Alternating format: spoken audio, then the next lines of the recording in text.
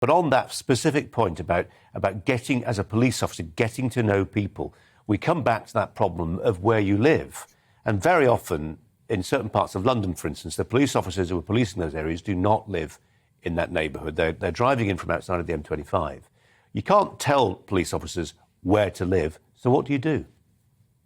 You're absolutely right in that respect, but a lot of police officers can't afford to live in London and they can't afford to have children, send them to schools in London, and it is really expensive, but they can still know their local community, because if you're working in a local community 8-10 hours a day and you're walking down that street again and again, you will know the community. You don't have to live there.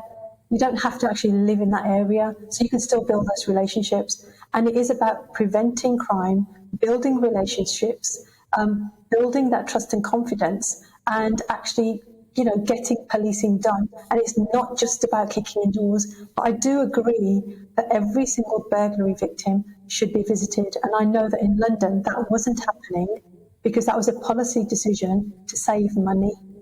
Yeah, I want to just spread this beyond London. There's a huge amount of focus that goes on policing in London. Obviously, it's where your expertise lies, where we're broadcasting from. But there's a whole country out there which has the same or similar policing problems oftentimes.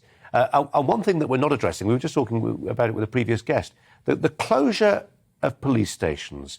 One station is closing in England and Wales every fortnight. What do you make of that?